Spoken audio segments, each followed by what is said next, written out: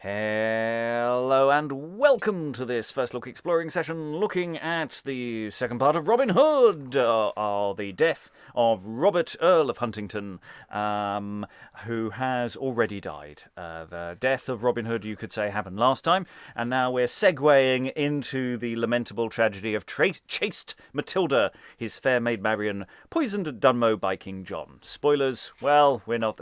All of the elements of this play have effectively been spoiled at the end of the last play, so the last Robin Hood play. So it doesn't matter if we tell you what's coming. That's what's coming. Robin Hood died last time. It was very, very sad. There was singing. There were flowers. Everyone wore green and colourful things. And then as we moved into this part, Friar Tuck told us all to play dress up and wear black. So everyone turned into a mime and did a demonstration of what was going to come and what happened in between. Anyway, reading the play from this point onwards, reading Salisbury today is... Hello, my name is Lynn Freitas. I'm a college composition teacher. I live in the northwestern United States. Reading King John and a Messenger today is... Hi, Alan Scott, based in Suffolk. Reading Old Aubrey and Matilda, sometimes known as Marian, is... Hi, my name's Elizabeth Amisu, and I'm an author based in Romford. Reading Hubert today is... Hello, I'm Sarah Blake. I'm an actor, writer and director living in Germany. Reading Queen and Leicester is...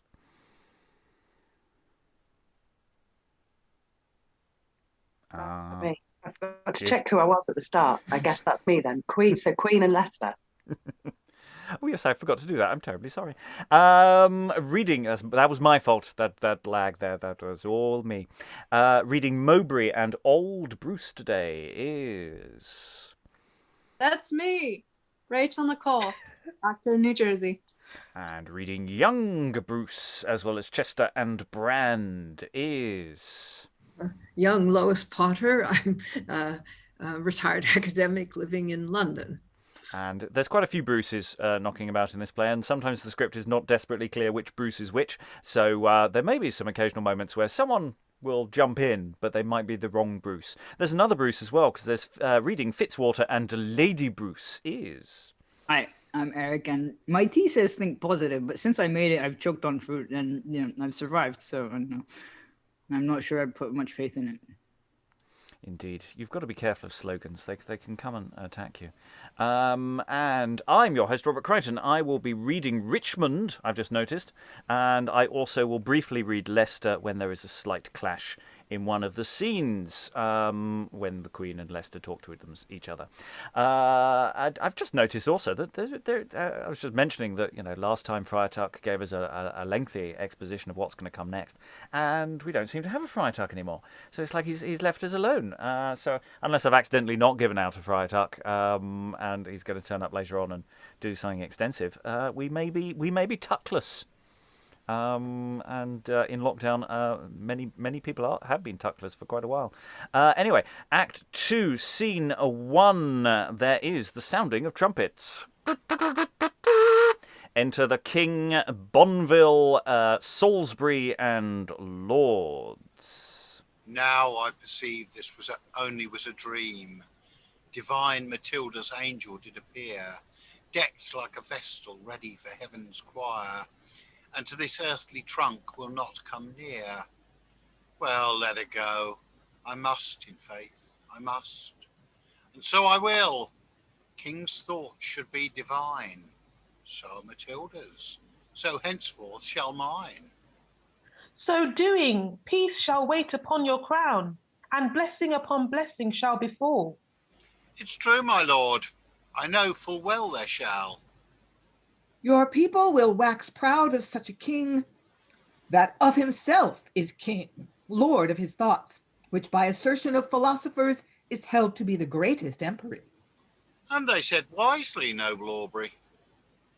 Then will Fitzwater with his gallant troop again keep triumph in the English court. Then will Matilda... Matilda? What of her? like a bright star, adorn the lovely train of beauteous ladies which attend the queen, whose only beauty equaleth them all. Like an old fool whose dim eyes, wanting sight, compares the sun to common candlelight. Pardon, my liege, I do confess her fair exceeds all these as far as day doth night. Grossly alluded. Night by moon, by stars, by wandering fires, exhaled meteors, by artificial lights, by eyes of beasts, and little glowworms glimpsing in the dark. Hath somewhere brightness, lightness, and sometime under each horizon in all parts clear. But they at no time nowhere can be said to be less dark than dungeon darkness is. Pitch-coloured, ebon-faced, blacker than black, while her fair eyes give beauty to bright day. To hear the queen thus praised works my content. The queen? Oh, had I such a thought, I would repent. Further, my lord. What, shall we further wade? I fear I shall be tarred with this jade. The commonwealth will flourish and increase. Good Salisbury, of those things now hold your peace, and take the pains to fetch in Isabel.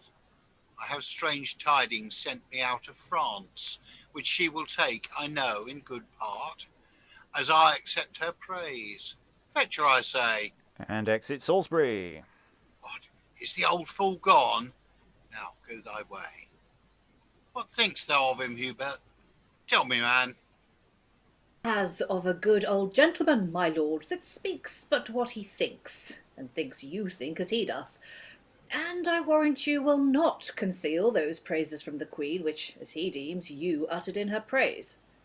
I would have them believe it so indeed. But I protest, 'tis no part of my creed. I' faith, your grace did Salisbury's years great wrong to curtail his good work that seemed so long. He, peradventure, would have brought in more after his preface, to rich plenty's store. Perchance he would have showed Dame Vanity, that in your quarters suffered hourly, and bade you punish ruffians with long hair, new fashions, and such toys. A special care has that good man. He turns the statute book about his hall and chambers, if you look. The moral virtues in fair effigy are lively painted. Moral philosophy has not a sentence, be it great or small, but it is painted on his honour's wall. Enter Queen Isabel and Salisbury. Peace, peace, he comes. Now let's be silent all.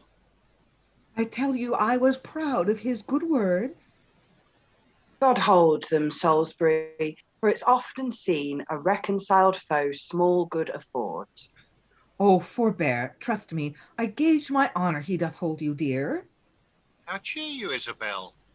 The Earl, your spouse, hath sent defiance to the king, your husband, and like a tried tall soldier fled his holds in Marchland, where he knows, despite of him and all the men that he therein can raise, King John could have sent dogs in to tear their ill-armed bodies piecemeal ere his bands should with base blood have stained their noble hands. And whither is this worshipful good Earl, this first love, old love, new love, if you will, gone, thinks your ladyship? Forsooth, good man, to Normandy, and there he stirs up coals, and urges strong age for confederates, who, as he say, are treacherously disposed. If he do so, the greater is his sin, poor man. I have no interest in him. But he hath had in you, as it should seem, else would he not make sonnets of your brow, your eye, your lip, your hand, your thigh? A plague upon him! How came he so nigh? Nay, now you have the cursed queen's counterfeit. Through rage you shake because you cannot rave. But answer me, why should the Bedlam slave entitle a whole poem to your kiss, calling it cherry, ruby, this and this? I tell you, I'm jealous of your love, which makes me break into this passion. Here's the kind, noble Aubrey de Vere, knows what I speak is true.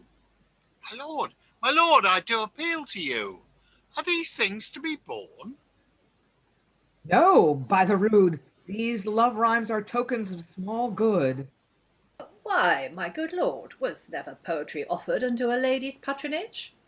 Yes, but not taken. Yes, and taken too. Though moody slaves, whose balladizing rhymes with words unpolished show their brutish thoughts, naming their malkins in each lustful line, let no celestial beauty look awry when well-writ poems, couching her rich praise, are offered to her unstained virtuous eye. For poetry's high-sprited sons will raise true beauty to all wished eternity. Therefore, my lord, your age is much to blame, to think a taken poem lady's shame. You see, the king, that's better read than you, and for more wrong than I, takes it not well. Yes, but I do. I think not Isabel the worst for any writing of Lebrun's. Will you have the truth, my lord? I think so too.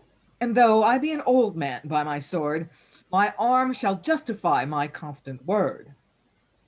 After a long storm in a troublous sea, the pilot is no gladder of a calm than Isabel to see the vexed looks of her loved lord changed into sweet aspects. I will not tell thee what a world of foes for thy love, dear love, rise against my life. Matilda's love, a few swords will fight for thee. I will not number up the many woes that shall be multiplied. Strife upon strife will follow, but to shun ensuing ills, I'll take such pledges as shall please me ask, of each proud baron dwelling in the realm. Bruce, Kingston, and the deputy to march, hath a high-minded lady to his wife, an able son for arms, and a less boy that is the comfort of his father's life.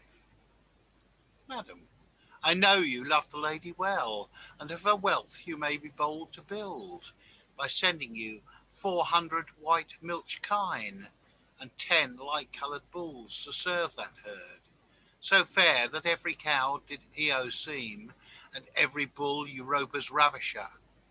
To friend myself with such a subject's truth, thus I command. You and Earl Salisbury shall, with what speed conveniently you may, hie ye to Guildford, where the lady lies, and her sons too, as I am told by spies. All that she hath, I know, she calleth yours. All that she hath, I gladly would call mine. If she abuse ye, if she use ye well, forever be what she retains her own. Only go by, as queens in progress do, and send me word how she receiveth you.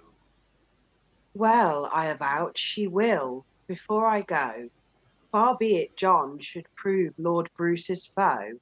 Come, noble Salisbury, I long to be at Guildford.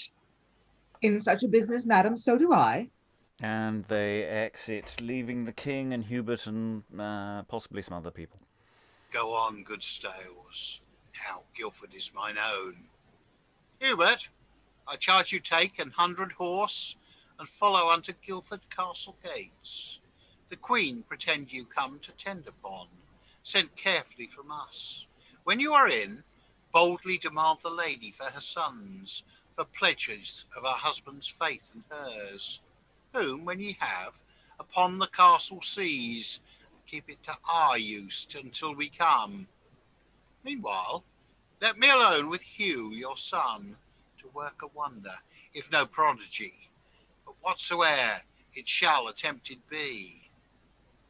And that which to your majesty may seem contentful, thereto I agree. Go then to Guildford, and a victor be. Exit Hubert. Mowbray, our mask, are you and Chester ready?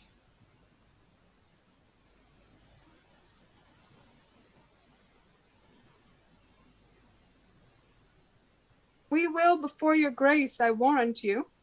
How think'st of it, Mowbray? As on a mask, but for our torch-bearers, hell cannot make so mad a crew as I. Faith, who is chief? Will Brand, my lord, but then your grace must curb his cruelty. The rein once got, he's apt for villainy. I know the villain is both rough and grim, but as a tie dog I will muzzle him. I'll bring him up to fawn upon my friends, and worry dead my foes. But do I mask? I mean this night to revel at the feast, where fair Matilda graces every guest. And if my hidden courtesy she grace, of Bayard's castle, good Fitzwater's place, John will make rich with royal England's wealth. But if she do not though those scattered bands, dropping from Austria and the Holy Land, that boast so much of glorious victories, shall stop the inundations of those woes, that like a deluge I will bring on them. I know the crew is there, banish all fears. If wronged, they shall be ours. If welcome, theirs. And they exit as we come to the end of the scene. And yes, it does feel very much like we're in a very different play from what we were in yesterday. I mean, tonally, the nature of the plot, there's all sorts of interesting moments. There's the king just keeps getting these little asides about what he really thinks. And yeah, it's like suddenly there's a lot of information we've got to take in here about what's going on. And they're throwing things and plots for the future, and you're in somebody's good books when there's an exchange of cattle. That's always important there. So yeah, it's quite a rush of things. It's not like we're coming into a second session and going, yeah, I know where we are. Robin Hood, and I'm just going, oh, right, okay. There's Hubert, and there's Salisbury, and there's the king, and he's got a queen. It's not the queen mother from last time. It's actually someone he's married to, who had someone they were espoused to before, who seems to be not very happy about that whole situation. So that's a bit of a headache for him, and he's not that keen on the queen because he's quite keen on Matilda / Marian.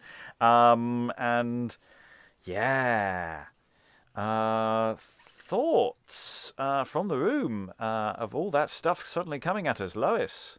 Yeah, well, on top of that, a great deal of the dialogue is rather elliptical. I mean, people are being sarcastic often when they seem to be praising somebody. They really aren't praising him at all. I mean, like that whole bit that Hubert says about Salisbury. I'm sure he would have had a lot more to say, and it would have been incredibly edifying, and what he means, obviously, is that the man's an old bore.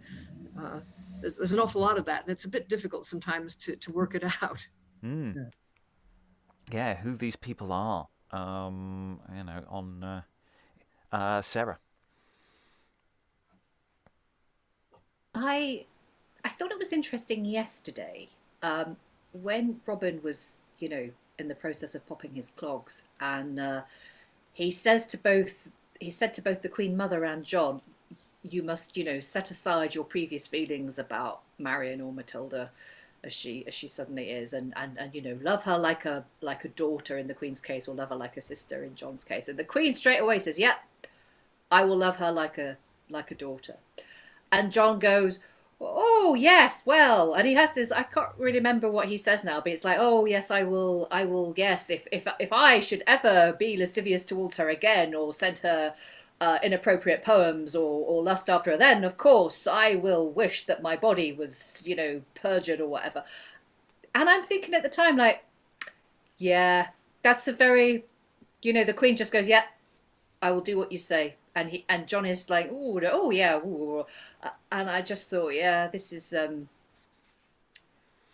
not going to end well. So it's kind of interesting the way, even though yesterday felt very different, and we do seem to feel like we're in another play now. That double speak, that you were talking about just there, and that kind of that sense of people shifting and saying one thing and then saying another. It was there yesterday. It's just it's John, I guess, has ascended and become the main character in this scene, so it's kind of more prevalent. Lois.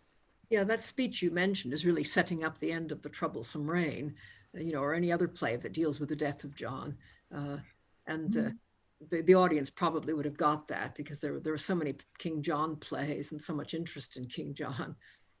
Yeah, I mean that's the thing is there's so many little moments who are just going no and yeah, is not quite sure which way to leap. Alan. Just a quick question: is the Queen we've just seen in this scene the same as the Queen we saw in Act 1, who I think we decided was the Queen Mother? Yeah, that's his mother in the last act, and she has now passed over. Right. So this is a totally different queen, and yes, we do need to look at the questions of how we label up a lot of these parts in this play, because we need to completely rejig a lot of the stage speech prefixes. Rachael. Kind of a general question. Why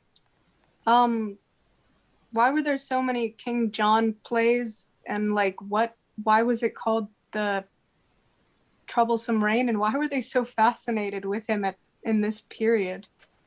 Oh, so many interesting. It was Troublesome Reign because it was quite troublesome for him. He had a lot of problems, did John? So you've got sort of two things in opposition. One, he wasn't actually a very good king, but on the other sense, he also defied the Pope. So from a Protestant point of view, he should sort of be a hero. And John Bale back, 50 years earlier, wrote a play which he kept touting around through to the early years of Elizabeth's reign, which really lent into that, he was this almost rewriting history shtick that he had going on to make John into this Protestant martyr. Who was, poisoned by evil Jesuits. And so even though later plays do very different things with him, there's all sorts of different things that sort of accrue around him. I think that broadly covers it. Anyone else want to leap in on why is John so fascinating? Alan, then Lynn. Well, I think Sellers and Yateman sum it up quite nicely in the spoof of British history of King John was a bad king. But you've also got the fact that the barons had a successful attempted coup, which forced Magna Carta to be prepared and signed, despite the fact that most of that was effectively an interfamilial dispute between the various descendants of those who came over with William the Bastard, and did virtually nothing for the common people. But of course, we also got to remember that almost none of these plays ever mention Magna Carta, except tangentially at best. Some barons get a bit antsy, and that's usually about as far as it goes. Lynn.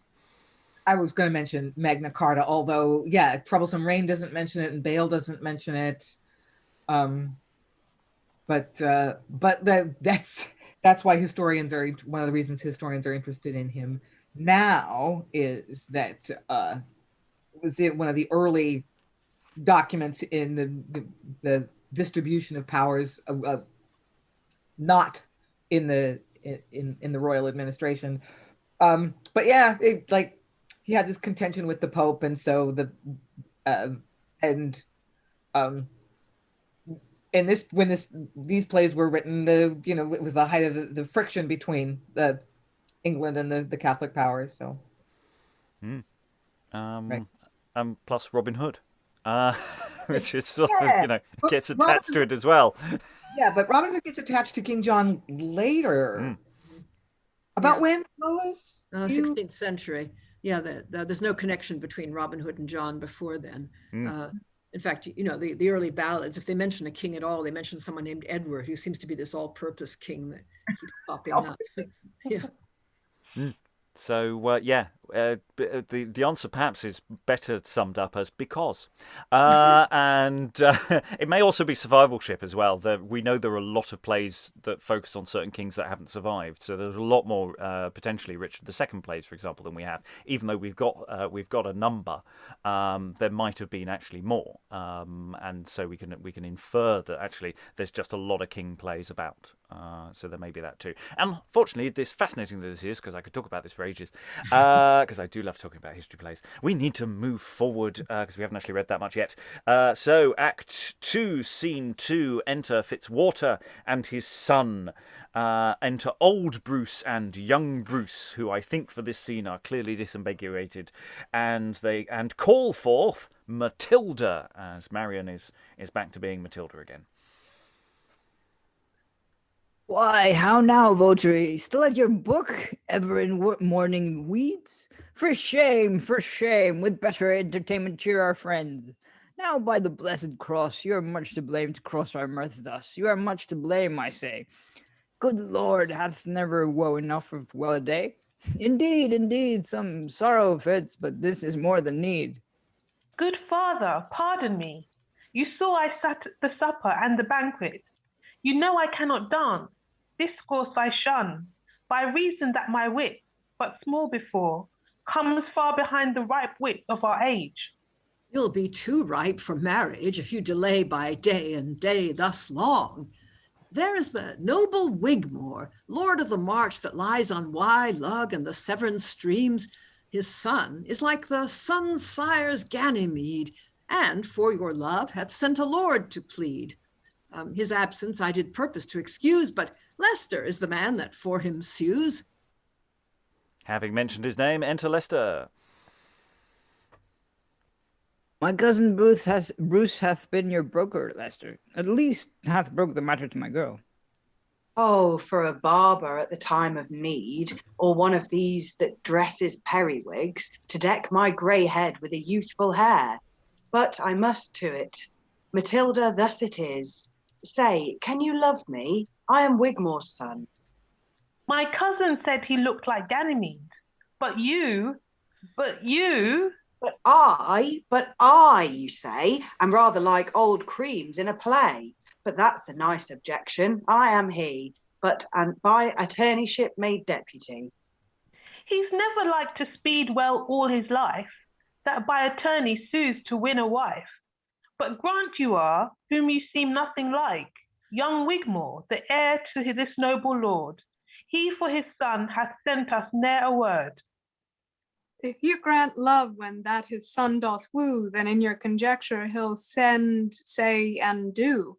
And for a doer, cousin, take my word, look for a good egg. He was a good bird. Cock of the game, i' faith. Oh, never fear. Aye, but I fear the match will fall out ill, because he says his son is named Will. And why, good daughter, hath some palmister, some ogre, or some dreaming calculator, for such I know often you hearken to, been prating against the name? Go to, do not believe him, lest your fall to woo. I must believe my father, and 'tis you, that if I aught misdid, reproved me still, and chiding said, you're wedded to your will. God for thy mercy, have ye catched me there? Wigmore is William, woman. Leicester, speak, thou art the simplest wooer in the world. You have put me out, and she hath took me down. You with your talk, she with her ready tongue. You told me I should find her mild and still, and scarce a word come from her in an hour. Then did I think I should have all the talk, unhindered by your willingness to help, unanswered till I had no more to say. And then... What then? She with a courtly curtsy, saying nay. Your friend's attorney might have gone his way, with as great credit as did that orator, which, handling an oration some 3 hours, ill for the matter, worse than bad for phrase, having said Dixie, looked and found not one to praise or dispraise his oration, for, wearied with his talk, they all were gone.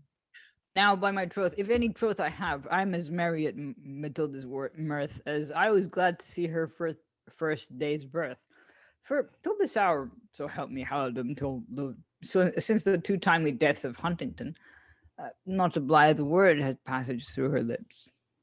See what a pleasing humour wooers bring. Oh, but ye leave too soon. Yet she avers. I stand too long. Shall I choose yours or hers?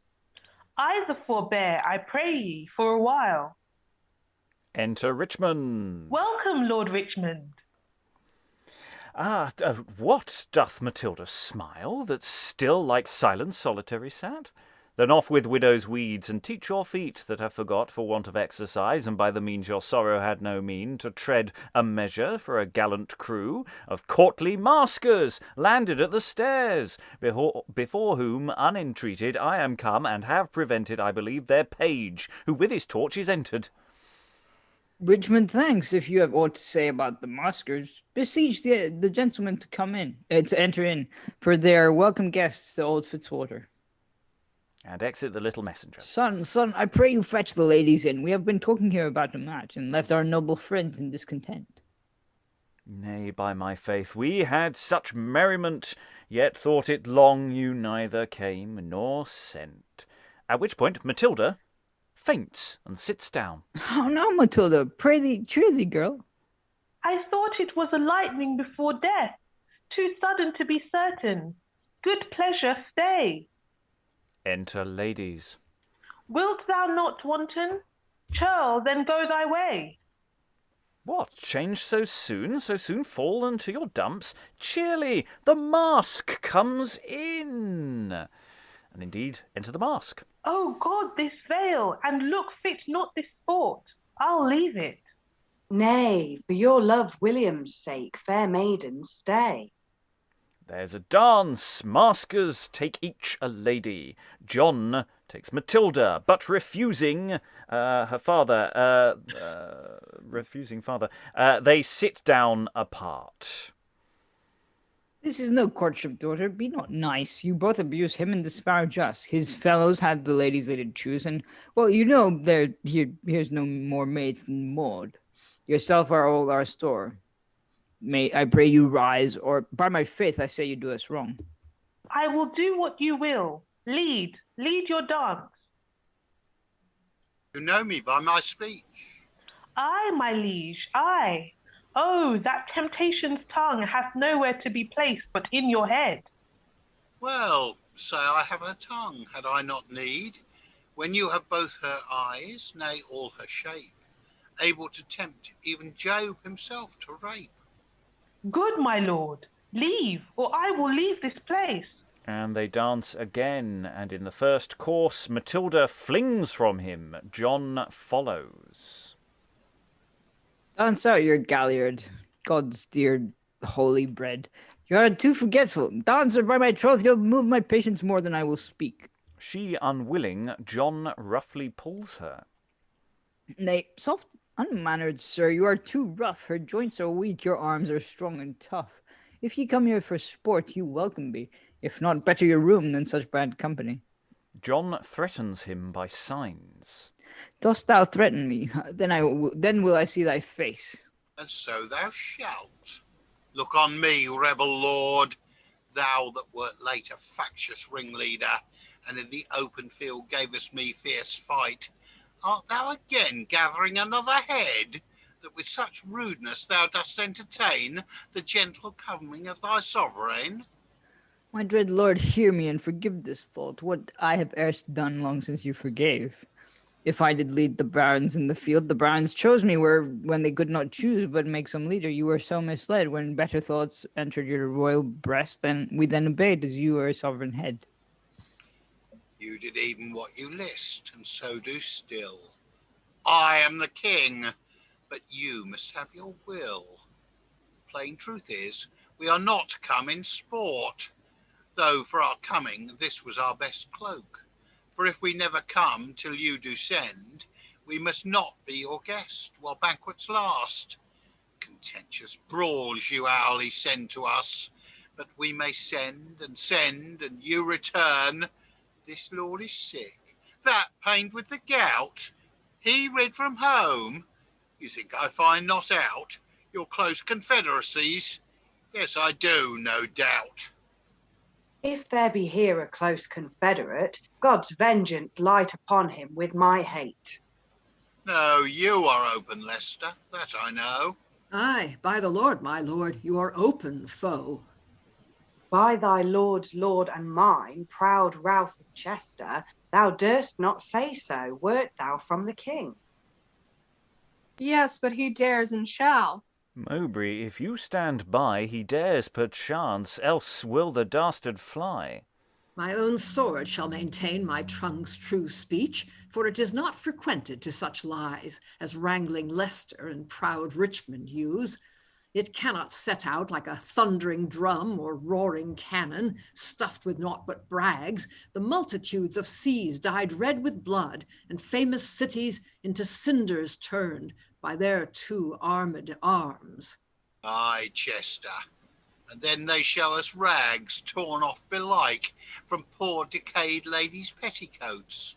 For neither bill, nor feathered shot, nor pike make half, nor any of those rents they have. These, patched together, fastened unto staves, they will not stick to swear have been advanced against the Sophie, Soldan, and the Turk. Do not maintain, proud Chester, my life's liege. Your words I must put up, his if I bear. Yes, you shall bear them, bear and yet not bite. We have you muzzled now. Remember once you braved us with your bombard boasting words. Come, briefly, Leicester, Richmond, both Fitzwalter's Bruce, deliver up your swords immediately, and either yield your bodies unto our hands, or give such pledges as we shall accept unto our steward Winchester with speed. I will not leave my arms, nor break my word, except I be provoked. Your liege man I am sworn, that oath is pledge enough. If you mislike... Thou hear'st me say I do. And I reply, that pledge refused, I have no more for you.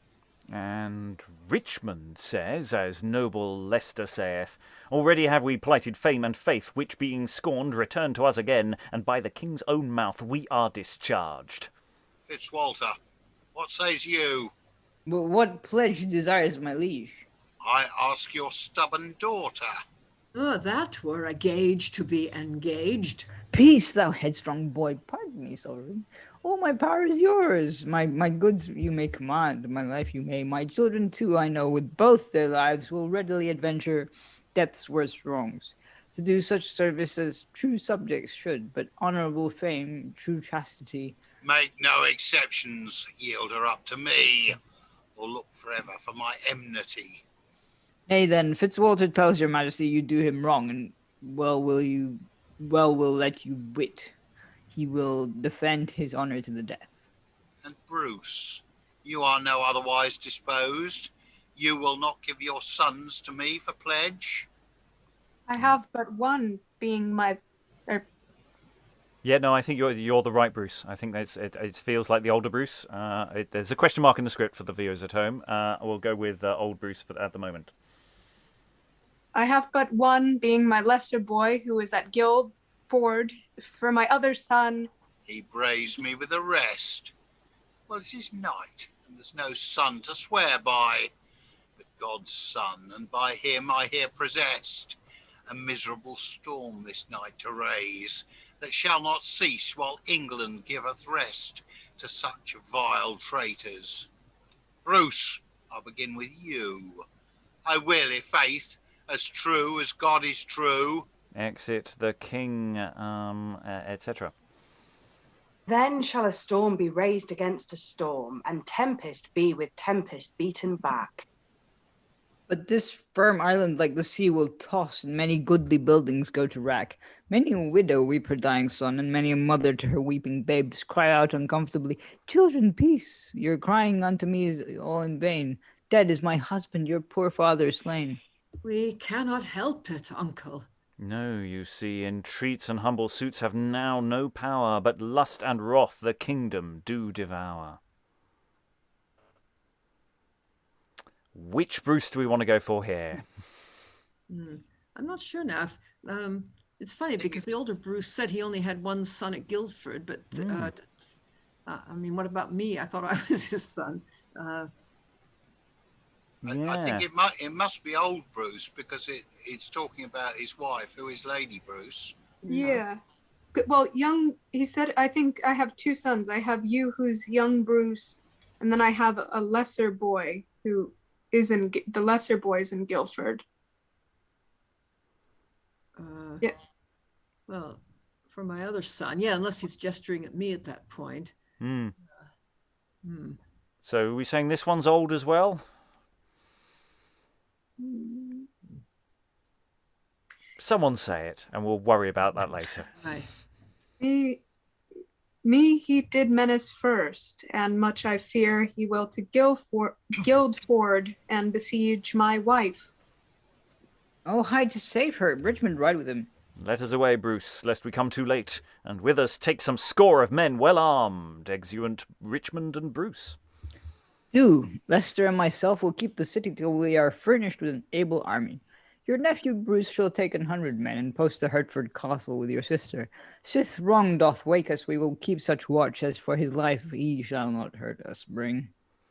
And they've all exit. So yes, can we disentangle the Bruces? But then maybe that's something that we won't worry too much for the viewers at home. Maybe that's something we'll worry about in the chat, because we've got quite a complicated scene going on here that perhaps we should unpack in a little more detail, especially as we have this sort of deeply unpleasant, mostly visual image between John and Matilda. Going on in the centre of it, of which Matilda has some sort of presentiment to a degree that that these maskers are going to bring trouble as this play gets increasingly dark in so many different ways. So we've got music, we've got a dance, we've got this action, we've got the father effectively saying, no, there's social niceties. You've got to dance with people, dear. I know you're in mourning, but and giving the king, who is, at that point in disguise, the opportunity to be really quite horrid. So, thoughts from the room. Who wants to leap in? Elizabeth.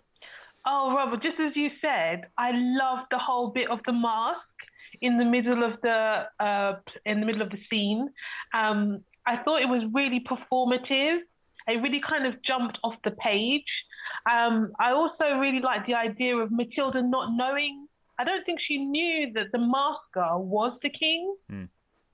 They called him John, and then he kind of makes his advances towards her, and then it becomes quite dark, and we're like, oh, oops, and her father is kind of like, Fitzwater's not strong against the actions of the king. He kind of keeps pardoning him and ameliorating it. So I think we kind of see a very, very powerful performative scene on stage with the really interesting aspects for the actors. Lois. Yeah, I mean, Fitzwater is basically pretty weak during part of that because he's depicted as the typical kind of bumbling lord, loyal to the king, but at the same time, he does have a sense of his family's honor, and so he encourages Matilda to put up with this until finally John is actually pawing her and being quite nasty, and then he says, hey, don't do that, and he also is not willing to let her go with John and says, I'm loyal, but there is the family honor after all. Which is why, and then Fitzwater also apologizes for having been the leader of the barons in the previous revolt. He says, well, they had to pick somebody to lead them, so they picked me. I mean, it's an odd way to put it, but so I mean, it's kind of an interesting role, in fact, because of the way that he does go sort of back and forth on this. Yeah, and we have all these various other figures in the room, of which we're quite sketchily idea. We've only got a sketchy idea who they are. Who Leicester really is and who Richmond really is. They're sort of just names, but there is a sense of the room dividing itself up as to who's into factions. Rachael. No, to kind of the two previous points, just this dancing. It's so symbolic of like the speech in this scene that at first they're dancing around John because he's got this just because of his position and like how to say that, until he becomes more and more aggressive. And then what was it? Something else. There was something else that I wanted to say about this, but if I remember, I'll say it. Remember, Matilda's still in mourning at this stage, so it's it's like the father saying, "Oh, cheer up! You've mourned long enough. Let's have a bit of fun." So from his point of view, perhaps he's looking at her being, not wanting to dance as just being, oh, you're just you need to get out of yourself, rather than seeing what is actually happening in the scene. Briony. It really, I don't know if nicely, it very capably illustrates this situation, which is still relevant even today, whereby women are completely expected to manage other people's expectations of them In this case, John's very rapey expectations, but this, like, you know, whereby, because he's the king, you know, even though he's married and, you know, like, she shouldn't have to, but there is kind of that, well, but it is the king though, you know, and just that she has to find a polite way to get herself out of that, because even her dad, like, there's nobody else can manage this. She has to. Eric, then Alan, then Rachel, I think. Yeah, it reminded me a bit, like her going, "No, I don't want this to happen." Reminded me a bit of one of the other history plays that we had, where I think it was Lady Salisbury who went like, "Yeah, I don't," or a Countess Salisbury or something, who went, "Yeah, I don't really want to sleep with the king. I mean, Dad, you know, can we talk about this?" And then he actually sort of defends her. He kind of says, "Well, you know, maybe you can." He plays it both ways for at the beginning, and then sort of goes, "Well, maybe we can kind of, you know, accommodate the king." And then obviously when she says, "Not really," he kind of goes, "Actually, no." He tells her to do what is with, like, to stick with her conscience, and then sort of he'll bear the brunt of the consequences. I think this is a narrative to do with power dynamics, and especially to do with kings, that we've seen actually a few times in several plays. You know, it does keep turning up. Alan, then Rachel. Yeah, I was just thinking the mask device is reminding me very much of Thomas Woodstock, where the then king pulled the same stunt of turning up in disguise with a group of mates and then proceeds to cause chaos. The other one that had me confused, both when I had a quick look through the script earlier and also when we did it, was there was the stage direction towards the beginning of that scene of Exit Messenger, who is a character who hasn't entered and hasn't actually said anything. I think is actually Exit's servant. No, because from context, it's one of the I present their page. So I assume that when Richmond talks about the page, that's just a not noted entrance there. In that sense, I think that's how it works, unless Richmond exits and comes back in again. But I think it's a servant being sent to call in the maskers. No, I think it's their page. I think it's one of the maskers. That's what right. It means, and that is the sort of herald of the maskers. I could be wrong on that point. Rachel.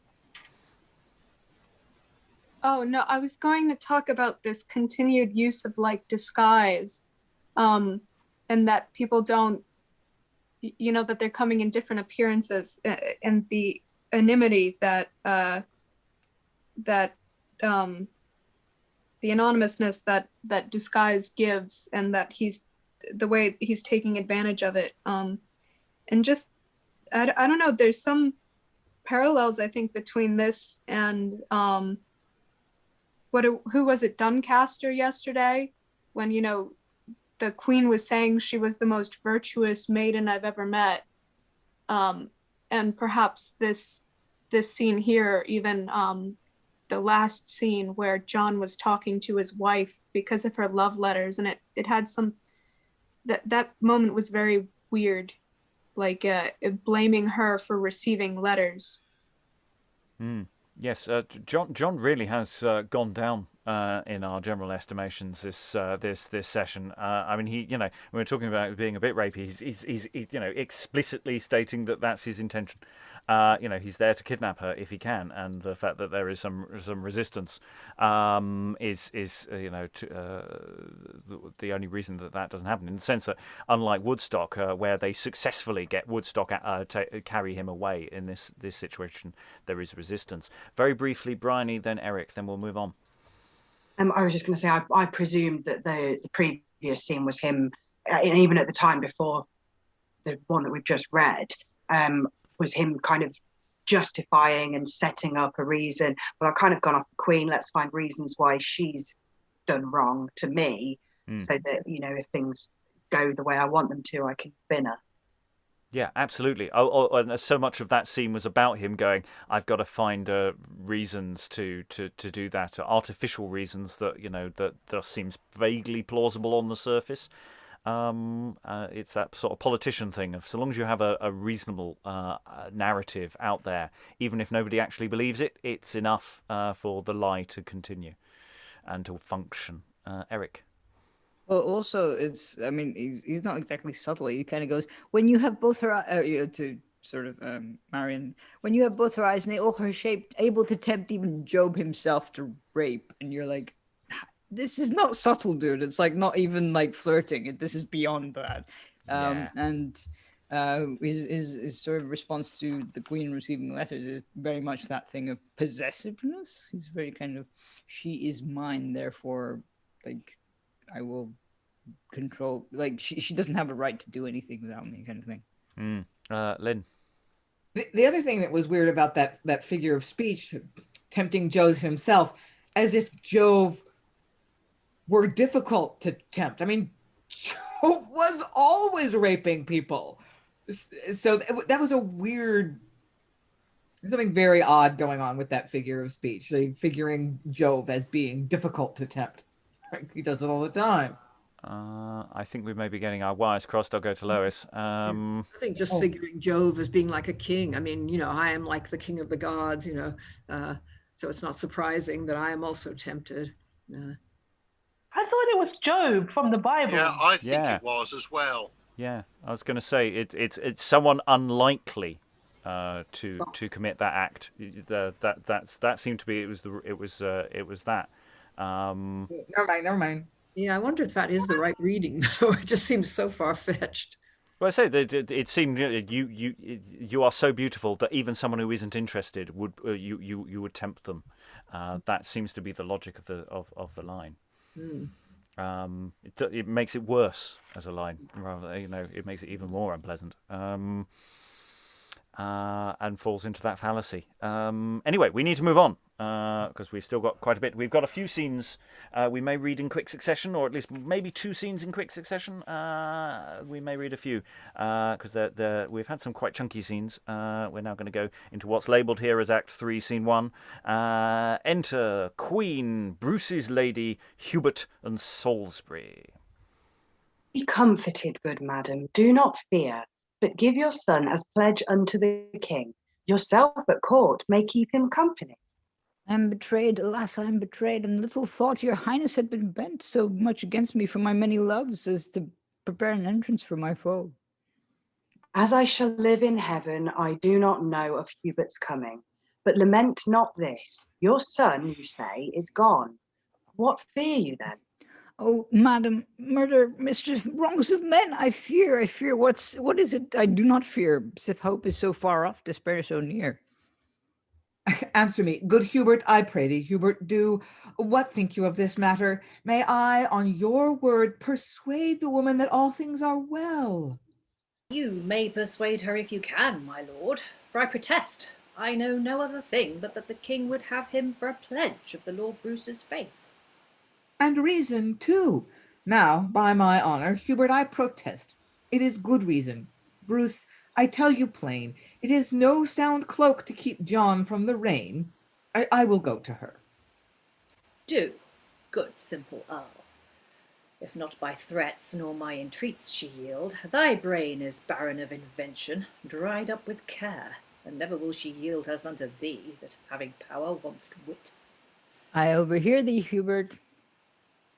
So do I, Dame Bruce. But stir no coals, the man is well beloved, and merits more than so. But I will answer, Hubert, thou art fatal keeper of poor babes that are appointed hostages for John. Had I a son here, as I have not one, for yesterday I sent him into Wales. Thinkst thou I would be so degenerate, so far from kind, to give him unto thee? I would not, I protest, thou knowest my mind. Lady, you fear more than you need to do. Indeed you do. In very deed you do. Hubert is wronged about the thing you mean. About young Arthur. Oh, I thought 'twas so. Indeed, the honest, good, kind gentleman did all he might for safeguard of the child. Believe me, Madam Bruce, the man is wronged. But he wrongs me to keep my castle thus, disarming me of my true servants, disarming his. Now more of outrage comes. What shall I do? Enter the King Mowbray Chester. Oh, this is well. Hubert, where's Bruce's son? Where thou shalt never see him, John. Lady, we shall have talk with you anon. Where is he, Hubert? Hid or fled, my lord. We can by no means get her to confess. Welcome to Guildford, Salisbury's liefest lord. You scarce give welcome ere I bid you go. For you, my lord, the Queen and Winchester shall march to Hertford. Sweet Isabel, and if thou love me, play the Amazon. Matilda, that has long bewitched mine eye, is, as I hear by spiles, now in Hertford Castle.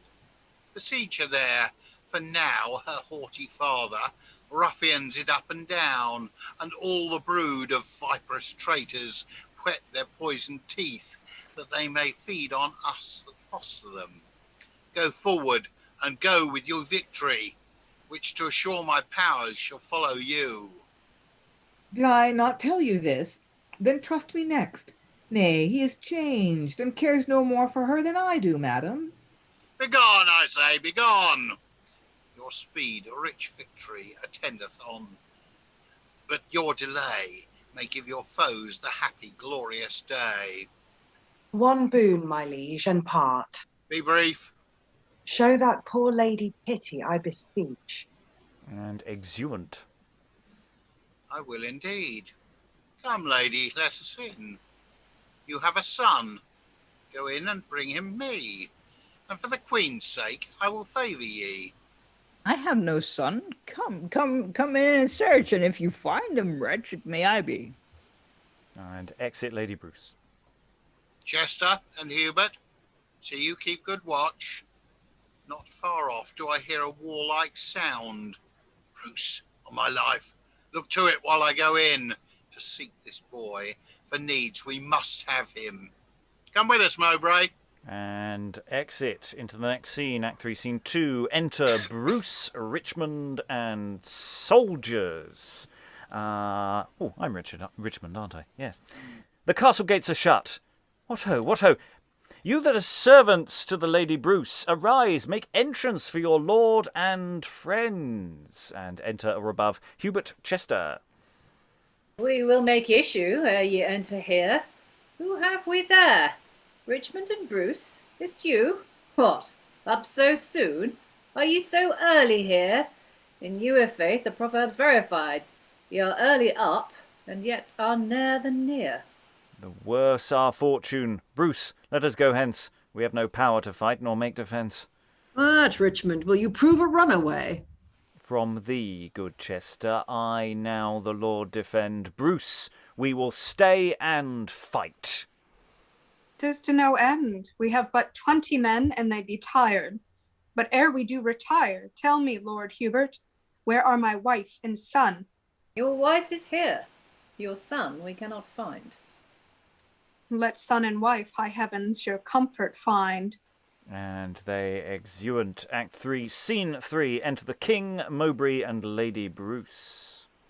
Bruce hath been here, my lord. Aye, let him go. We have good pledges, though we see but one. The other, we are sure, will come anon. I do advise you for your own discharge, deliver up your son unto the king. Nay, let her choose. Come hither, Mowbray. And the King and Mowbray whisper. The king is angry, Lady Bruce. Advise you. What? Be advised by thee to have my loving, kind, and pretty boy given to an unkind killer of sweet boys.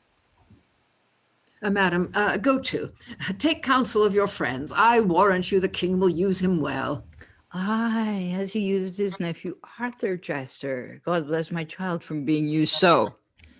Sir Hubert, what are all the people voided, the horses and the cattle turned forth? Mowbray they be. Then will I do the king's commandment. What will he do? Good Lord, what will he do? Mowbray, I pray you, what is it you will do? Why, fire the castle. The castle, Mowbray? Tarry, man. Hold me not, Chester. Gentle Mowbray, stay. Good, Hubert, let me go. You must not go. The king is moved and will not hear you speak. But he shall hear me. Pity me, King John. Call Mowbray back. Hear me for pity's sake. Regard the Lady Bruce's woeful cry. What dost thou ask? First, call back Mowbray. Stay, Mowbray. Now, be brief. I have some linen garments, jewels, tires, packed in a hamper here, within the lodge. Oh, let me save it from consuming fire. And is this all? It's all the little ore that I here have left. Away! Set fire, linen and trash. Once more, hear me. There's a precious gem you have not any richer in all the realm. If fire do blemish it, art never more to his true colour than can the same restore. Fetch it. Two of ye help her with a hamper hither. Nay, one will suffice. The jewel, if I save, is all I ask. Exit with Chester. We shall her jewel have. She's very fearful I should keep her son. You do. Alas, good lady, hark. Chester and she are chiding. Enter Chester and Lady Bruce leading the boy. Let go his hand. Is this a poor thing you to hold the tender hand in? Fie, for shame, a nobleman so churlish. Look, I pray, his arms are grizzless. Now, Lady Bruce, does Chester hurt the jewel of your joy? Now, by my troth, it is a pretty boy. I knew your majesty as much as I, you would say more. Well, he and you of us no wrong will have, but stay in Windsor Castle with Sir Walter Blunt, and honourably be used, provided still your husband and your son obey our will. For this great mercy, if they disobey, myself will chide them. Fortune follow John, and on his foes full swift destruction. Come, let us now after the Queen and Salisbury. And they exit. Okay, so lots sort of going on. It's all go. They want the boy. They want the Bruce boy. I've lost track slightly why they want the Bruce boy. I know they want the boy of Bruce because it's a Bruce boy, and that's a boy that obviously you can Bruce with. But why anything is happening, I know I vaguely know how it's all interconnected, but I don't fundamentally understand what's going on anymore or why it's happening anymore. Briony. I don't know. I mean, historically, it probably makes some sense and things. But not to me, because I know nothing.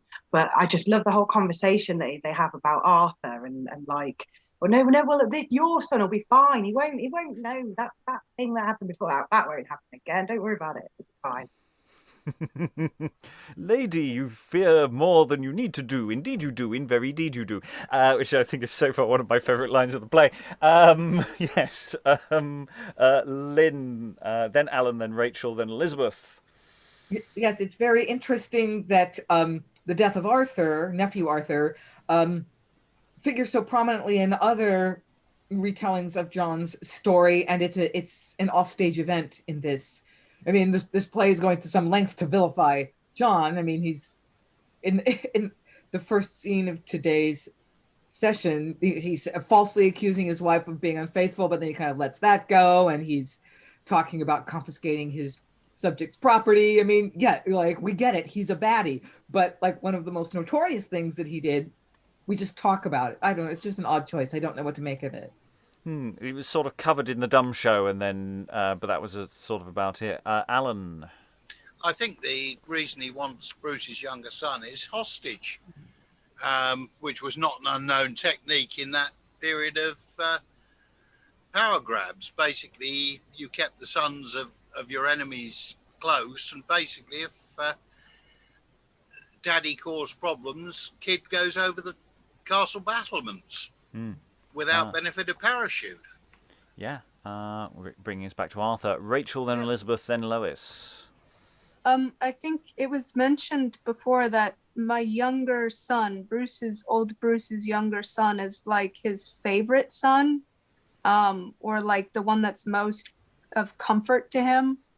And then also I had some question had some question. I'll remember it. That's fine. Elizabeth. Yeah, I was just wanting to echo what Alan said. I thought that the whole I have a jewel in my and linen in my hamper, the whole idea of that was quite very, very beautiful for the stage. I like the way Lady Bruce tries to hide her son from the king, and then the king threatens to fire the building because he knows that the son is there. And I thought that was very tense. Also, I'm finding it interesting how we've kind of like moved away from Fitzwater and Marian and moved into what is becoming more and more a king play or a monarchy play. Mm. Yeah, because I think Alan's right in the sense that this is about having a hostage. It is connected to Matilda, but it's in a way that isn't immediately apparent if you haven't been paying attention to what people are saying, which often I'm not. Lois, then Sarah. Yeah, I mean, he's got into this castle at Guildford by treachery, in the same way that he got into Fitzwater's place by treachery, pretending that he was part of a masque. I think the thing about not dramatizing the Arthur episode is just this funny sort of rule. I mean, it applied to publication, but I think it applied to theater as well, that you couldn't, in fact, do anything that would damage somebody else's sales. I mean, you couldn't publish a book that was pretty much on the same topic as somebody else's book, because that would hurt their sales. So you had to do something different. And that's one reason, in fact, why sometimes the title pages give you quite a lot of description of what's in the play, sort of saying, this is not the same play that you may have seen, about this person elsewhere. And it's quite clear that this King John play is deliberately leaving out everything that is in several other quite well-known King John plays that preceded it.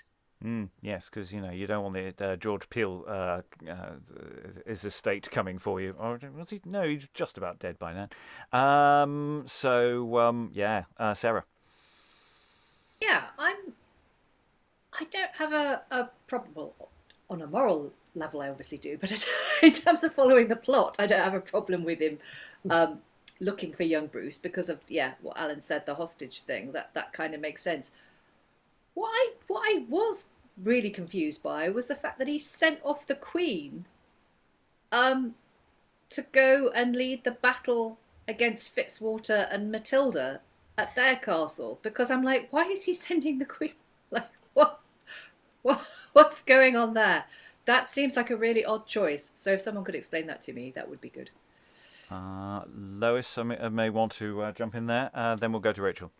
I think he's using that poor Queen as a cat's paw, really. I mean, she was in all innocence coming to this castle, and then the other people got in under pretense of sort of being with her, and she was then being accused, understandably, of having betrayed Lady Bruce. And I think she's going to end up in the same situation probably with Fitzwater. I mean, this poor woman keeps trying to do what her husband wants to stay in well with him, and she just keeps being used.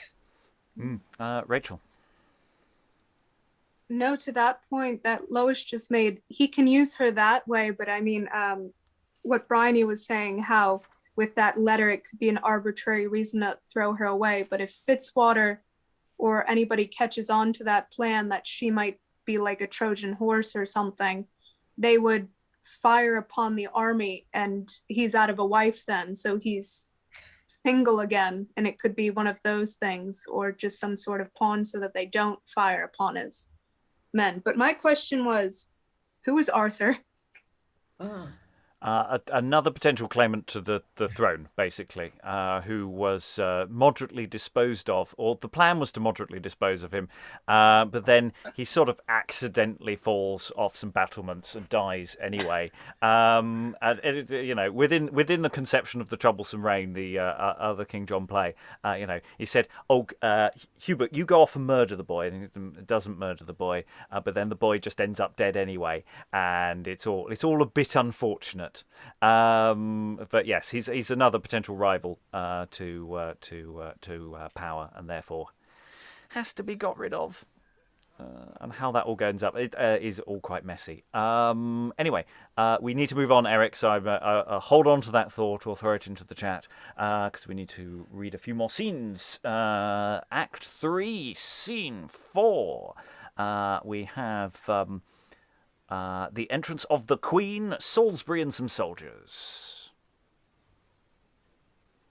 Now are ye unworthy and resolved men, come to the cage where the unclean birds bide that tire on all the fair flight in the realm. Summon this castle, or, to keep my words, this cage of night-hid owls, light-flying birds. Offer to summon. Enter young Bruce, Matilda and soldiers. Stay, drum, thou needst not summon willing men, or rather willful, for such methinks they be. See yon baggage, muffled in black weeds, those clouds fold in the comet that portends sad desolation to this royal realm. Forever seek to mask her light, good friends. Let us disrobe her of each little beam, and then your Phoebus will one Phoebe have, that while they live shall lend your land true light. Give joy unto your day, rest to your night, assail them, stay not. Stay, and assay them first. I say to you, fair queen, this fact is foul. Let not provoking words whet dull-edged swords, but try if we can blunt sharp blades with words.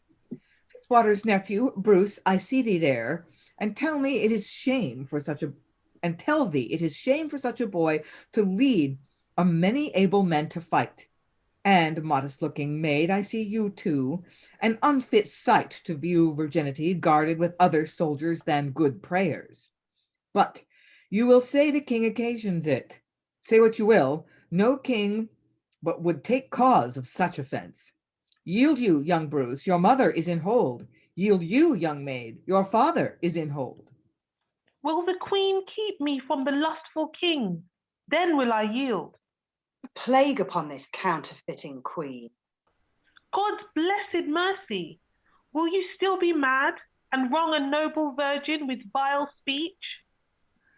Let me alone, Matilda, maiden fair, thou virgin spouse to Huntington's just heir. Wilt thou come hither? And I do protest the queen and I, to mitigate this war, will do what thou wouldst have. I come. You shall not go. Sound drums to war. Alack, alack for woe. Well, God for us, sith it will needs be so. There's an alarum, there's a fight, then they stay. What stay you for? Matilda's cries do stay us. Salisbury, I come in hope of thy defence. First will I die, or you shall yield yourself to any coward lord that serves the king.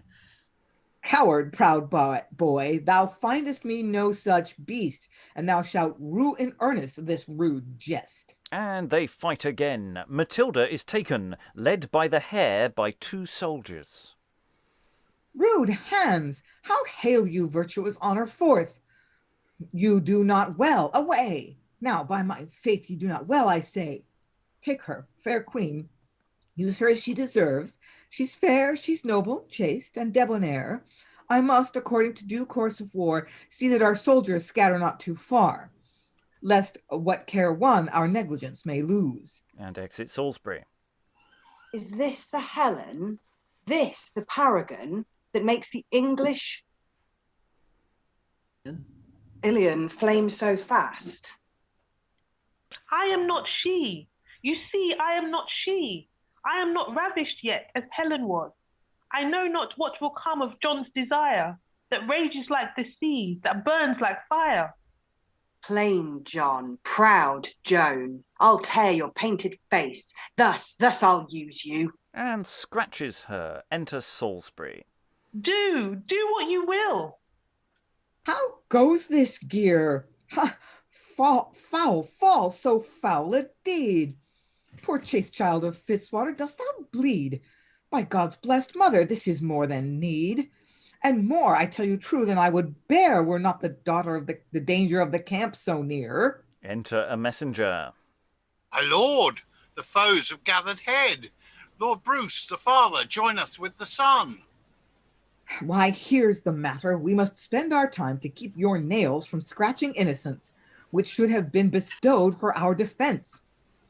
What shall we do now? Help me, holy God. The foe is come, and we are out of rank. There's a skirmish. The Queen is taken, Matilda rescued. Enter old Bruce wounded, led by his son, and for this scene only, me reading Leicester. Is the field ours? Aye, thanks to noble Leicester. Give God thanks, son. Be careful to thy mother. Commend me to Fitzwater, love thy brother. If either arms or prayers may him recover. How cheers, old Bruce? His soul to joy is fled. His grief is in my bosom buried. His life was dearly bought, for my eyes saw a shambles of dead men about his feet, sent by a sword into eternal shade. With honour, bury him. Cease tears, good Bruce. Tears help not, I confess, yet must I weep. Soldiers, your help to bear him to my tent. And exit with Bruce. Enter Queen and Matilda. Be comforted, great Queen. Forget my wrongs. It was my fortune and no fault of yours. Is she thus mild, or doth she mock my chance? Queen Isabel, are you a prisoner? See what it is to be a soldier. What foul hand hath harmed Matilda's fair? Speak, honourable maid, who tore thy hair? Did Salisbury or the Queen this violence? Ungentle grooms first took and tore me thus, from whom old Salisbury, chastising their wrong, most kindly brought me to this gentle Queen, who laid her soft hand on my bleeding cheek, gave kisses to my lips, wept for my woe, and was devising how to send me back, even when your last alarum frightened us, and by her kindness fell into your hands. Which kindness we return? Madam, be free. Soldiers, conduct the Queen whither she please. Farewell, Matilda. If I live, believe I will remember this. Oh, how I grieve that I should wrong so innocent a maid. Come, lady, old Fitzwater is not far. He'll weep to see these scars, full well I know. Would I were from this woeful world of war. Sure I will scape and to some nunnery go. And exeunt. Act 3, Scene 5. Enter the King, Salisbury, and Hubert. Had you her then? Had you her in your power? Aye, marry had we. We had taken her. Oh, had she been mine, not all earth's power from my power should have freed her. You are a king, and high are prince's thoughts. It may be, with your sight you could have chased a host of armed men, it may be so. But we, your subjects, did the best we could. Yet Bruce the father, backing Bruce the son, scattered our troops, brought rescue to Matilda, and took your peerless queen, their prisoner. On all the race of Bruces for this wrong, I will have vengeance. Hubert, call in Brand. Exit Hubert. My lord of Salisbury, give us leave a while to be alone. I will, my liege. Be you comforted. The queen will be recovered, do not fear, as well as ere she was. Salisbury, forbear, I pray. Yet for the wrong she did unto Matilda, I fear. Exit Salisbury. Father and the son did rescue her. The mother and the son shall rue the deed. So shall it be. I am resolved thereon. Matilda, my soul's food, those have bereft, and these a body's food I will bereave. Enter Hubert and Brand. Will Brand? Majesty. Make legs. Less of your courtesy. Hubert, stand aside. Post speedily to Windsor, take this ring. Bid Blunt deliver Bruce's wife and child into your hands, and ask him for the key of the dark tower or the dungeon vault. In that see you shut up the dam and brat. Pretend to Blunt that you have left them meat. Will serve them some sennight, and unto him say, it is my will you bring the key away. And hear you, sir, I charge you on your life, you do not leave a bit of bread with them. I warrant you. Let me alone. Come back again with all the speed you may. Exit Brand. All task is pointed for that slave, which he will execute as cruelly. No ruth, No pity shall have harbour here, till fair Matilda be within these arms. Enter Salisbury with the Queen.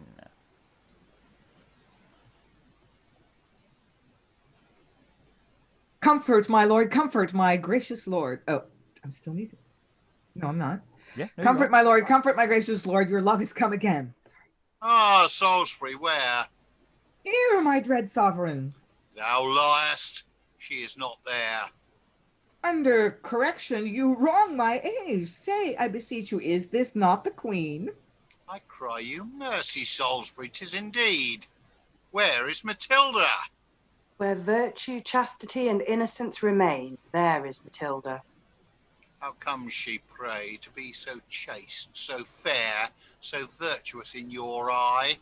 She freed me from my foes and never urged my great abuse when she was prisoner. What did you do to her? Railed upon her first, then tear her hair and rent her tender cheeks. Oh, heaven! Was not the day dark at that foul deed? Could the sun set without a red eclipse? The purple tears fall from those tyrant wounds? Out, Ethiop, gypsy, thick-lipped blackamoor, wolf, tigress, worse than either of them both.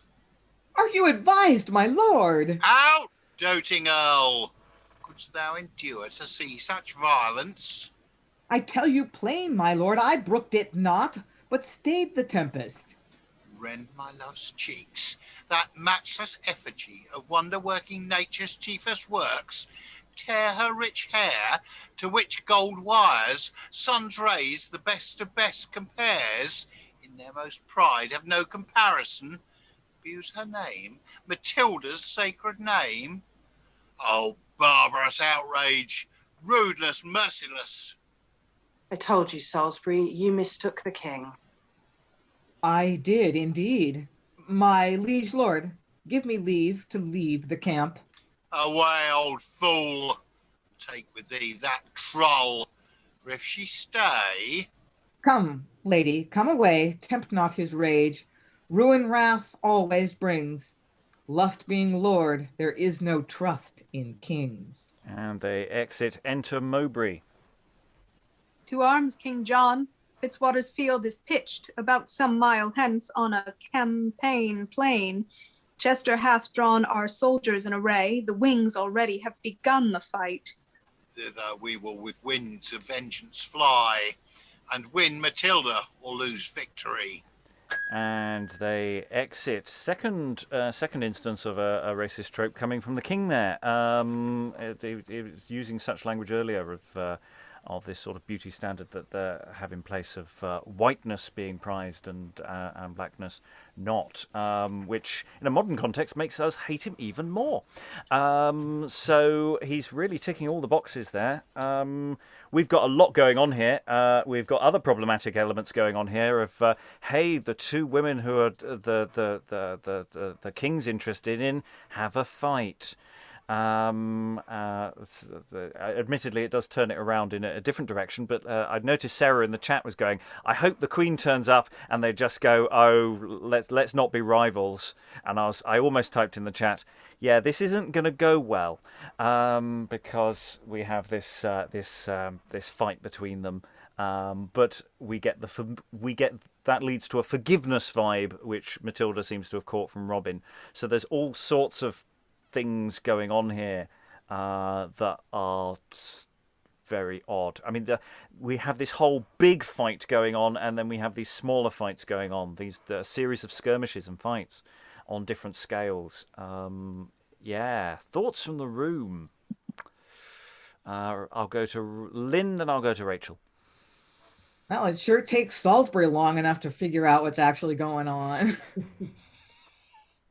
He finally says, oh, the king's a bad person. The king actually loved Matilda for lustful. Ooh, I'm so shocked. Yeah, I think Lois said earlier, the question about sarcasm and what's going on with some of these characters, and yeah, how where's Salisbury been from earlier as well? Where do we place Salisbury in that? Mm-hmm. Mm-hmm. Rachael. No, this part with King John, partially from the last scene with the Queen being part of the host, and then now with Lady Bruce and her younger son, I think getting sent are they being sent to the tower? Or no? That A tower. I mean, there's a tower in their castle. I think that's where they're being sent in. Yeah, I think it was a dungeon vault. A dungeon vault. No, food.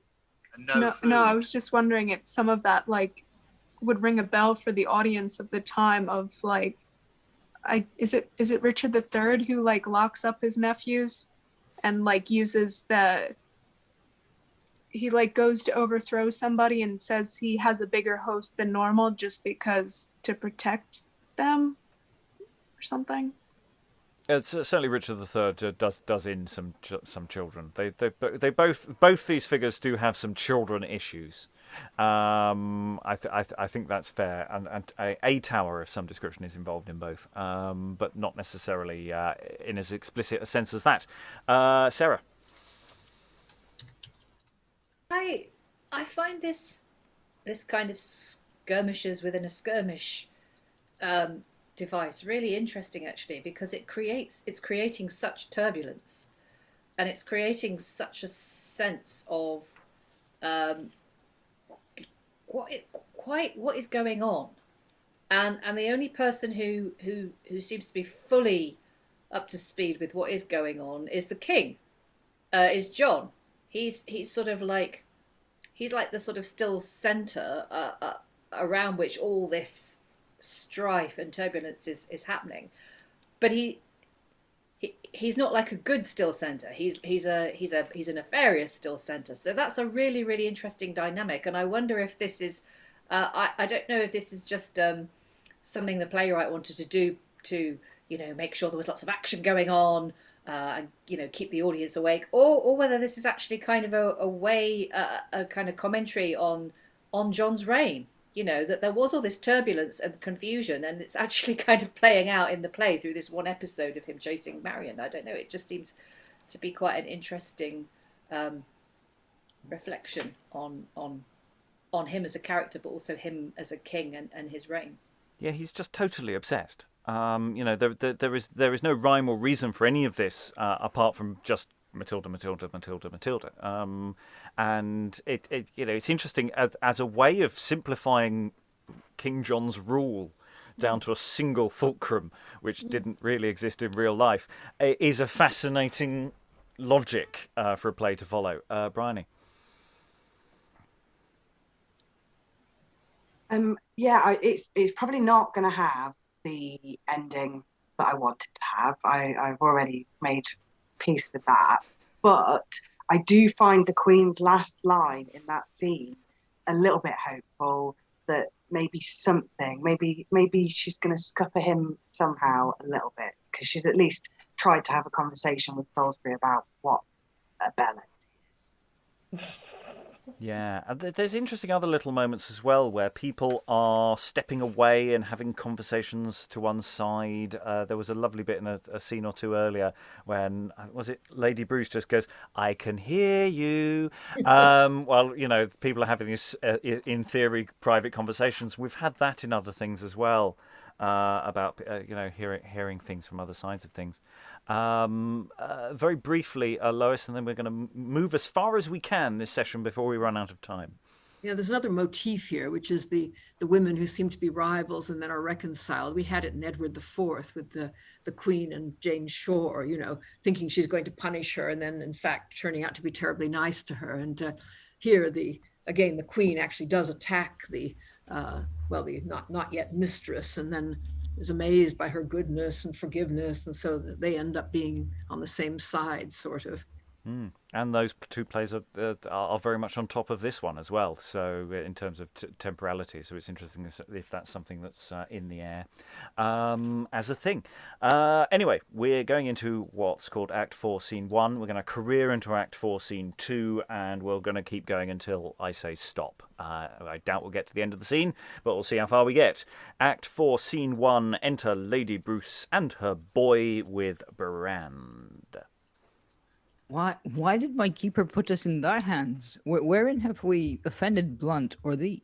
You need not make these words. You must remove your lodging, this is all.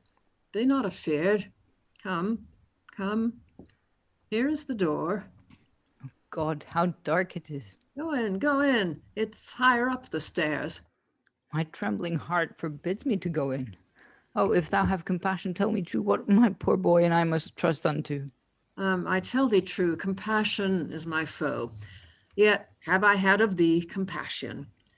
Take in thy child, as I have faith or troth, thou and thy boy shall be but prisoners, and I must daily bring you meat and drink. Well, thou hast sworn, and God so give the light, as in this dark place thou rememberest us. Poor heart, thou laughst, and hast not wit to think upon the many fears that me afflict. I will not in. Help us, assist us, Blunt, we shall be murdered in a dungeon. Cry without cause, I'll have ye in a faith. Oh, let my boy and I but dine with Blunt, and then I will with patience go in. Will ye or nill ye, zoons, ye must go in and never dine. What sayst thou, I never dine? No, not with Blunt, I mean, go in, I say, or by this hand you get no meat today. My child is hungry, when shall he have meat? Why, and you would go in immediately. I will go in, but very much I doubt, nor I nor my poor boy shall e'er come out. Exeunt, he seems to lock a door. There while ye live, faith. Now are they sure. Cry till their hearts ache, no man can them hear. A miserable death is famishment. But what care I? The king commanded me. And exit brand, Act 4, Scene 2. Alarum within, excursions, enter Fitzwater and Bruce. Now doth fair fortune offer hope of speed, but howsoe'er we speed, good cousin Bruce, march with thee 300 bows and pikes to Windsor, spreading a rumour that the day is ours it shall be with the help of heaven. Blunt loves our part far better than the king's, and will, I gage my life upon the news, surrender up the castle to our use. By this means shall you help us to hold, however it chance. Set free your lady mother that lives in prison there with your young brother. Away, good uncle, to the battle go, but that a certain good ensues. I know, for all the world, I would not leave you so. Away, away, God send thee Windsor, us this happy day. Alarum still, enter Hubert and Matilda. Cannot hide yourself, Matilda. No disguise will serve the turn. Now must you to the king, and all these wars will, with your presence, cease. Yield you to him, he soon will yield to peace. They say thou tookest some pity of a child, the king appointing thee to sear his eyes. Men do report thee to be just of word, and a dear lover of my lord the king. If thou didst that, if thou be one of these, pity Matilda, prostrate at thy feet. I saved young Arthur's eyes, and pity thee. My word is just, which I have given the king I love, and thee I know he loves. Compare these, then how can I pleasure thee? By letting me escape to Dunmow Abbey, where I will end my life as a votary. And the king die with doting on thy love? No, no. This fire of lust would soon be laid, if once he knew me sworn by holy maid. Thy tears and love of virtue have the power to make me, at an instant, true and false. True to distressed beauty and rare chastity, false to King John, that holds the sight of thee dearer than England or earth's empery. Go, happy soul, that in so ill an age hast such fair beauty for thy heritage. Yet go not so alone. Dost hear, tall soldier? I know thee, Holmes. Guide this gentle maid to Dunmow Abbey. She is one I know. I will excuse thee and content thee well. My signet take, that he may pass unsearched. Kind Hubert, many prayers for this good deed shall on my beads be daily numbered. And they exit, enter Leicester, Richmond, Fitzwater. Oh, treble heat of honour, toil and rage, how cheers Earl Richmond? Fitzwater, speak, old man. We are now near together. Answer me. Leicester, the more our woe, the likelier to be taken by the foe. Oh, let not such a double thought abuse thy age. Will never yield us to the tyrant's rage. But if my girl be yielded, if she be, There's no man but shall have his time to die. now is our hour, which they shall dearly buy. Enter King Hubert Chester Mowbray. Leicester will stand like thee, 3 battalions. What says our noble general thereto? Why, I say do, and while I can, I'll keep my place with you. How now, my bugbear? Will you now submit? To death, but not to thee. Richmond, nor you? Earl Richmond will not yield. Methinks, Fitzwater, you should have more wit. If it be wit to live, I have no will, and so in this my will overrules my wit. Alarum then! With weapons will we scourge your desperate will, and teach ye to have wit. There's a fight, and they drive back the king. Of high heroic spirits be they all. We withdraw a little and confer, for they are circled round and cannot scape. And the king withdraws, and there we have to stop because we've run out of time to go any further forward. But that's about where I thought we were going to get, so that all sort of fits together. We've got some really interesting, lots of scenes actually hidden in within that. We've got lots of short scenes. That first scene, Lady Bruce and Brand. Oh, wasn't that dark? Wasn't that dark? Gotta go into the door. Just into the room. Just go into the room. Definitely won't starve you to death. Definitely won't. No. Just go into the room. Yeah. Nothing more scary than be not afeared. Yeah. Don't be afraid. Trust me. Eric. I was going to say that reminded me a lot of, well, it was not as graphic or as sort of, I don't know, violent, or, I mean, in terms of tone, as that scene from a history of the play that we've done that I can't remember, probably Edward something or Richard something, I don't know, one of the three, one of the two actually, where he's sort of the former king, and he's been locked in a room and with the sort of canal that stinks of Edward II. Sewer water. Yeah. And it's just kind of like, that is one of the most gruesome scenes to reenact with, like, that's what this reminded me of. Mm. Well, it's just that you've got Lady Bruce and a child. We don't know how old this child. We've just her boy, and so that's the thing. And it is almost a sort of existential thing, isn't it? You go through the door and you will cease to exist. It's not like enacting something. Will we ever see them again? And then this moment that's actually quite still. We go to excursions and busyness and Matilda working on Hubert, who past form shows is a bit of a soft touch when it comes to things he's been told to do by the king. Let me go to the abbey. If I become a nun, then that'll be fine. The king will forget about me. Definitely, that's going to be fine. Definitely going to be okay. And then King comes and has a go and is driven back. So against the rebels. So all sorts of bad things there. Thoughts on the room, Alan? Yeah, I mean, as with many history plays, it does seem to be a recurring trope that the aristos aren't necessarily the brightest matches in the box.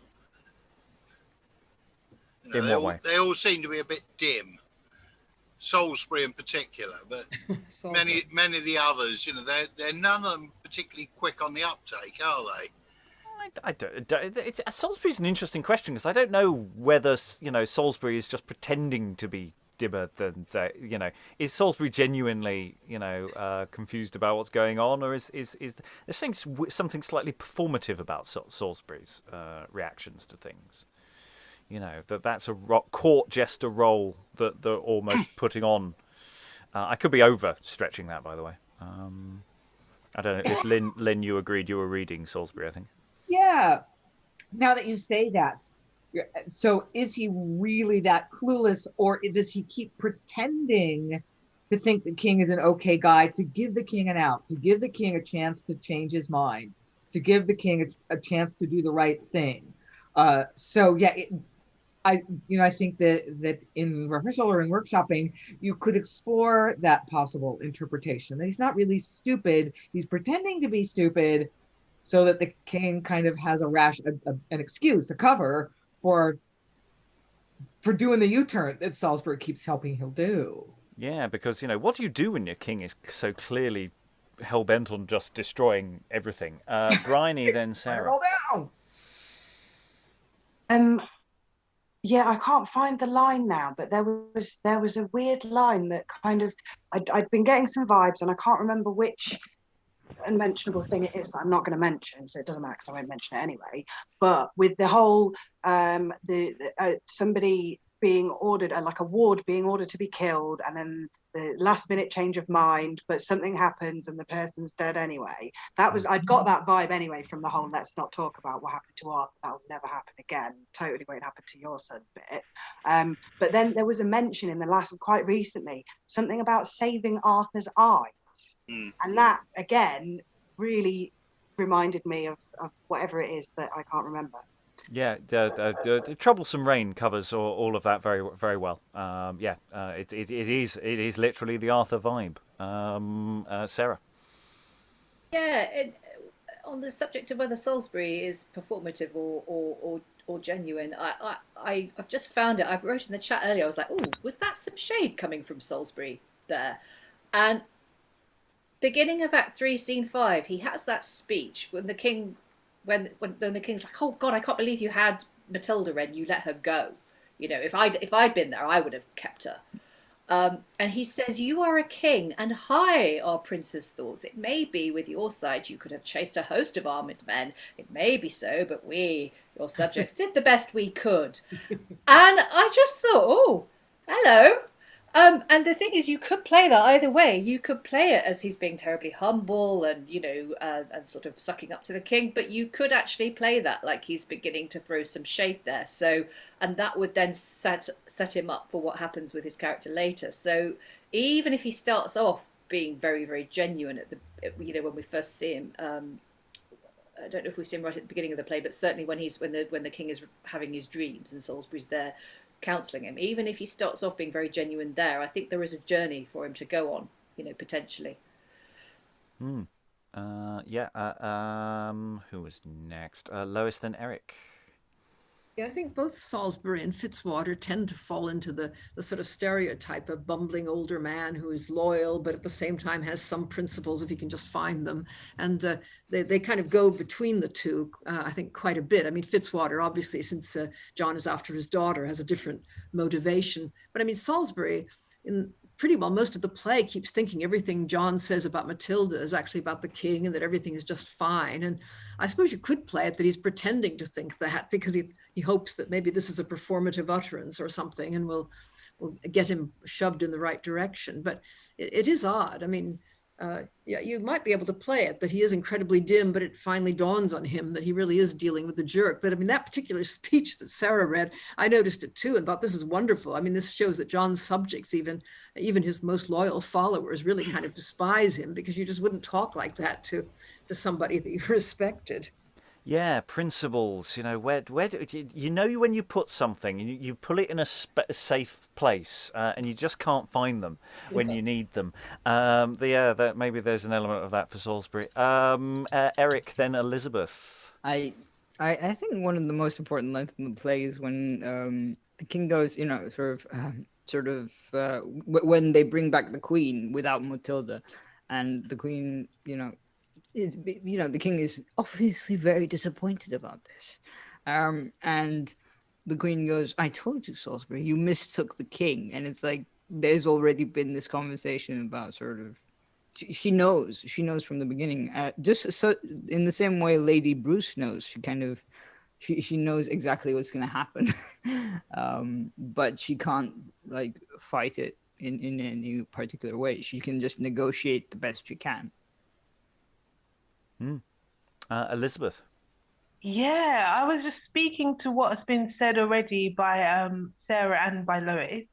I just found it really interesting that no one seems to be that afraid of the king, because in some of the other plays we've done, the king's been quite a formidable character, a kind of character that invokes fear, and you're treading on eggshells when you're around him. But with this king, there's some, as Lois said, that he's despised, but I don't think he's greatly feared. Mm. Yeah, and it follows on. It's difficult saying this follows on from the other elements of the Robin Hood plays earlier, but the depiction of John in all of that is someone who's weak. He's constantly getting into a fight that he then loses, and he's constantly losing. Even though this element of the play feels like we're in a totally different universe. There's a lot of that. Briony, then Rachael. I think it's more respect that's missing than fear, because I think the fear is the only reason that there is all this double speak and that they are at least paying him lip service-ish, mostly making the right noises and agreeing with him. But yeah, I think because there is just no respect whatsoever, because I suppose at this time as well, he was almost like a deity in terms of like religiously being a king chosen by God, all that sort of thing. Mm. And it's interesting also, this play is sort of in conversation, because we keep mentioning Troublesome Reign and other plays, that this play is in conversation with other texts that people know. In that sense, we have Hubert here. Nobody really needs to explain who he is, because it's almost like the play expects us to know who he is. And it's sort of almost like that, some of these characters were expected to know where we are, because of where it lives in a sort of continuum of other plays. Rachael, then Lynn, then Eric. No, kind of what other people are saying. I wonder if this, second, sequel was put together back to back with the other one. In the other one, Robin Hood was fighting with other men, and there's so many women in this play, I think, compared to some of the other plays that we've done. And they're so much more prominent. And it's not like John's really fighting any fights in this one, except putting his hands to women. He's not really fighting with other men. He sent the queen off to do his dirty work. I feel like that leans into some sort of, portrayal of like he's a coward, or just about abusing women and children or something. Yeah, it's interesting about the nature of the roles for women in this play. They're relatively prominent roles, but they don't necessarily have a lot to say. They're not given that many words in percentage terms. So there's something there potentially as well. I'm also wondering how the doubling would work for that, because the relatively limited number of boy actors who might be playing different roles. So is the king's wife, is that who was playing Jenny earlier? It's that sort of doubling question, as opposed to, I'm hoping it's not the same person who played his mother, because otherwise that would be just too Freudian. But though that would be sort of appropriate, considering where we left that relationship in the previous play, when he did actually start wooing his own mother. So maybe that's an in-joke that we could lean into. Anyway, Lynn. Yeah, I'm going to go back to the question of do John's subjects fear him? Do they certainly don't respect him? It's such a fascinating question, and the playwrights of the period seem to be very interested in this problem of somebody who's unsuitable holding an office, when the office, the position, requires respect for the polity to function. But the person holding the office is not up to that, and that's something we see in Woodstock with Richard, and something we're afraid of in the famous Victories, that we've got an heir apparent who seems to be completely unsuitable. So that's just a question that was really interesting, evidently, to people writing histories, and we still have that problem. The office requires respect if the political machine is to function, but sometimes we have leaders who are so profoundly unsuited to that office, what do you do? Yeah, there is something about King John that seems very, very connective to certain political figures of our day and age. There's something there, yeah. Was it Eric next? By the way, just saying, I'm not going to go around the whole room for final thoughts because we're running a bit low on time, and I don't think we can really sum up the play at this stage anyway. So if you have anything you desperately want to say, start waving at me. Otherwise, I'll go to Eric now. I was going to say that it's, well, I mean, we've been talking about like power and sort of the relationship between the characters and so on.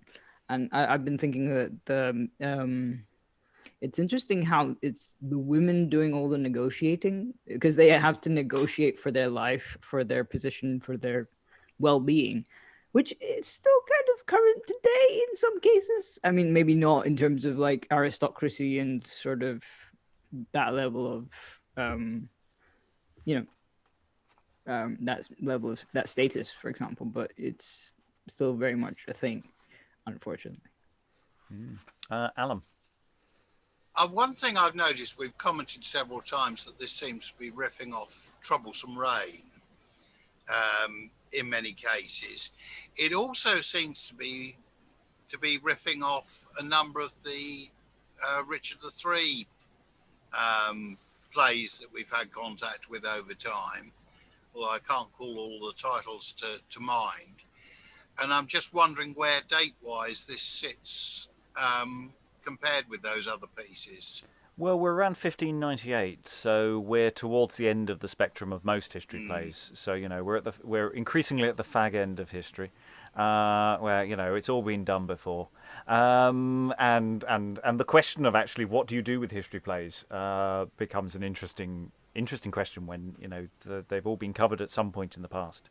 Which story do you tell? And if we're doing a gentlemanly thing of not treading on the toes of other people's interpretations of histories, which stories are left to tell without stepping on other material, without, of course, the advantage of buying up that material and just doing your own version.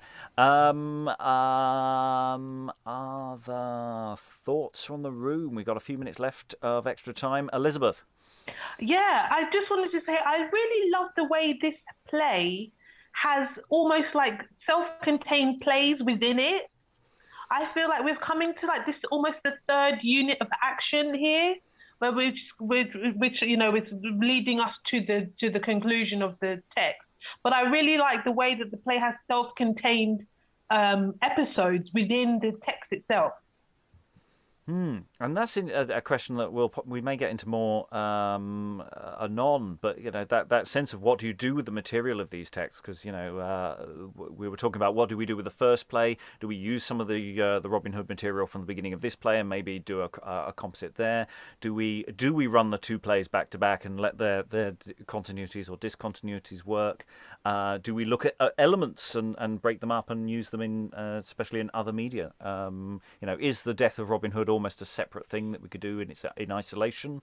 Is there we know that later on that effectively the play that we're in the middle of now about John and Matilda gets reworked by somebody else later on. So the idea that this is a self-contained unit that doesn't need Robin Hood's death at the beginning of it is somewhat, they were there before us hundreds of years ago. So yeah, the question of the structure of the play, and does the episodicness of it detract, or is it actually a strength? Other thoughts? I think, did Rachael wave? Yes, Rachael, then Eric. I think for costumes and like the psychological stuff that's going on here, all the different like manipulative stuff, I feel like that's so much fun to jump into as an actor. Also, how just Friar Tuck disappeared today, and it's kind of like the exit of the clown character. I don't know, this is such an intense play. Yeah, and I think we got almost no character crossover from last time apart from John and Matilda. Freitas has not returned. Little John and Much, they have not returned. None of them have returned for this. And spoilers, but Lady Bruce will not be seen again. As far as a speaking character, I don't know. I may have missed her as an entrance, but she's gone through that door, and we're not seeing her again. Maybe someone will mention that she's safe and fine, and has been given a safe house and a puppy, and is going to be cool. Eric. I was going to say that it's interesting how after Robin dies, basically Marian has lost her protector, and she's kind of forced to go back to court life, basically, which is basically what she was running from in the first place. In the first play as well. Yeah, she's returned to being Matilda. She has a series of aristocratic allies. All of those protectors are and her support group has shifted up the social status. Lois. Yeah, I started thinking about the doubling in this and what happened to Robin Hood. What's that actor playing now?